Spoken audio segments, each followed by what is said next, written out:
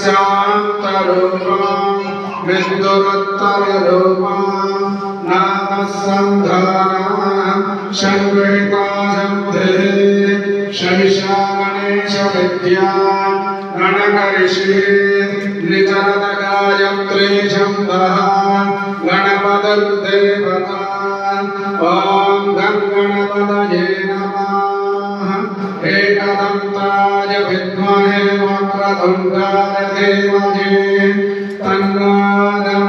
प्रचोदयात् एकदन्तं चतुर्हस्तं पाशमङ्कुशधारिणां रथं चारदं हस्ते बिभ्राणामूषकध्वनां